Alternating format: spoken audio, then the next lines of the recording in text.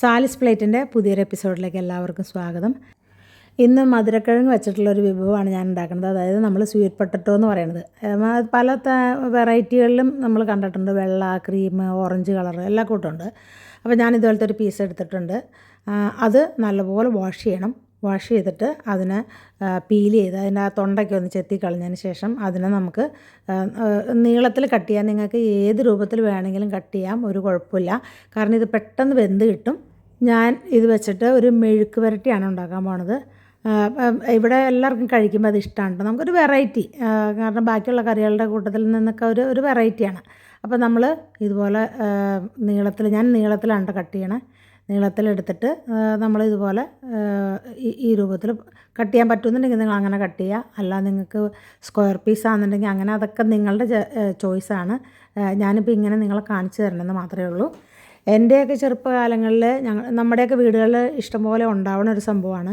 അന്ന് ഇത് പുഴുങ്ങിയാണ് നമ്മൾ കഴിക്കാറുള്ളത്. ഇത് വളരെ ആരോഗ്യത്തിന് നല്ലത്, നമ്മുടെ വയറിനൊക്കെ ഒത്തിരി നല്ല സാധനമാണ്.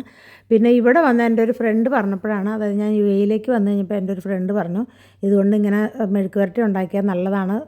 മെഴുക്ക് പുരട്ടി എന്നല്ല കേട്ടോ, നമുക്ക് ഒത്തിരി സാധനങ്ങൾ ഇത് വെച്ച് ഉണ്ടാക്കാം. ഞാൻ വഴിയെ ഇതിൻ്റെ ഓരോരോ കാര്യങ്ങൾ നിങ്ങൾക്ക് കാണിച്ചു തരാം കേട്ടോ. പൊട്ടറ്റോ അങ്ങനെ ഈ സ്വീറ്റ് പൊട്ടറ്റോ അത്ര നിസ്സാരക്കാരനൊന്നുമല്ല.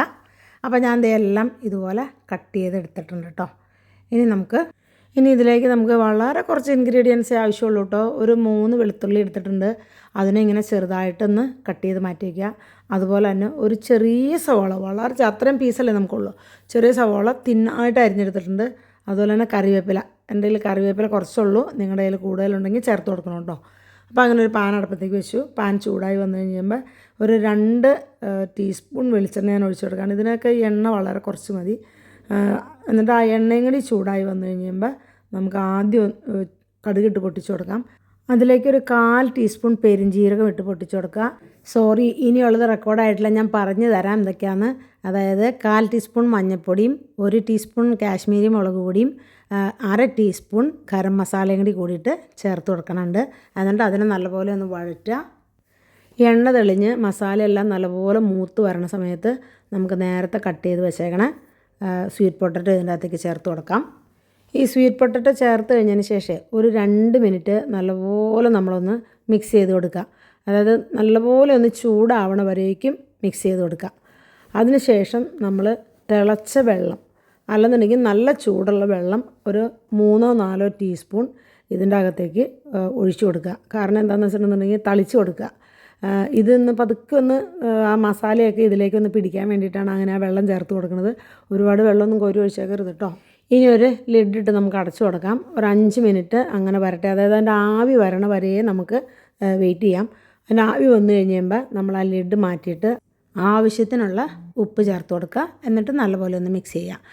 നമ്മൾ ഈ ആവി വന്നതിന് ശേഷം ഏത് കറിക്കും ഉപ്പിടാൻ പാടുള്ളൂ. അപ്പോൾ ഇത് പെട്ടെന്ന് വെന്ത് കിട്ടും. ഇല്ലെന്നുണ്ടെങ്കിൽ ആദ്യമേ നമ്മൾ കൊണ്ടുപോയി ഉപ്പിട്ട് കഴിഞ്ഞിട്ടുണ്ടെന്നുണ്ടെങ്കിൽ നമുക്ക് വെന്ത് കിട്ടാനായിട്ട് താമസം വരും ഏത് സാധനം.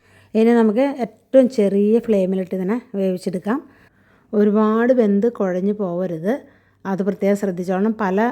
അതായത് ഓരോ കട്ടിങ് അനുസരിച്ചിട്ട് ഇതിൻ്റെ വ്യത്യാസം ഉണ്ടാവും, വേവിൻ്റെ വ്യത്യാസം ഉണ്ടാവും, ഓരോ കിഴങ്ങിനനുസരിച്ചും വ്യത്യാസം ഉണ്ടാവും കേട്ടോ. ഒരു 5 മിനിറ്റ് കഴിഞ്ഞപ്പോൾ ഞാൻ ഇതിനെ ഒന്നും കൂടി ഇളക്കിയിട്ട് കൊടുക്കാനായിട്ട് ലിഡ് മാറ്റിയിട്ടുണ്ട് കേട്ടോ. ആ ലിഡ് മാറ്റിയ സമയത്ത് ഞാനൊരു 2 പിഞ്ച് കായപ്പൊടി ചേർത്ത് കൊടുക്കുന്നുണ്ട്. കായപ്പൊടി ചേർത്തിട്ടുണ്ടെങ്കിൽ അതിനൊരു പ്രത്യേക ടേസ്റ്റും ഫ്ലേവറും കിട്ടും. പാകത്തിന് ഇത് വെന്തു എന്ന് കണ്ടിട്ടുണ്ടെന്നുണ്ടെങ്കിൽ ലിഡ് മാറ്റിയതിന് ശേഷം തുറന്നിട്ടിട്ട് ഒരു 5 മിനിറ്റും കൂടി ഇതിനൊന്ന് ജസ്റ്റ് ഒന്ന് ഫ്രൈ ചെയ്ത് എടുത്തിട്ടുണ്ടെങ്കിൽ കൂടുതൽ ടേസ്റ്റ് ഉണ്ടാവും കേട്ടോ. അതോടൊപ്പം ഈ സമയത്ത് മുളക് നിങ്ങൾക്ക് കുറവാണെന്ന് തോന്നുകയാണെന്നുണ്ടെങ്കിൽ മുളക് പൊടി ഇച്ചിരി തൂക്കി കൊടുക്കാം. അതോടൊപ്പം തന്നെ കറിവേപ്പില ഉണ്ടെന്നുണ്ടെങ്കിൽ കുറച്ച് കറിവേപ്പിലയും കൂടി ഇട്ട് കൊടുത്തിട്ടുണ്ടെങ്കിൽ ടേസ്റ്റ് അടിപൊളിയായിരിക്കും. നിങ്ങൾക്ക് ഇഷ്ടമായാലും ഇഷ്ടമായില്ലെങ്കിൽ ആ കമൻറ്റ് ഒന്ന് അറിയിച്ചിട്ടുണ്ടെന്നുണ്ടെങ്കിൽ എനിക്ക് ഒത്തിരി സന്തോഷമാണ്. അപ്പോൾ ഇന്നത്തെ വീഡിയോ വൈൻഡപ്പ് ചെയ്യാം. അടുത്തൊരു വീഡിയോ ആയിട്ട് കാണുന്നവരേക്കും എല്ലാവർക്കും ബൈ ഫ്രം സാലിസ് പ്ലേറ്റ്.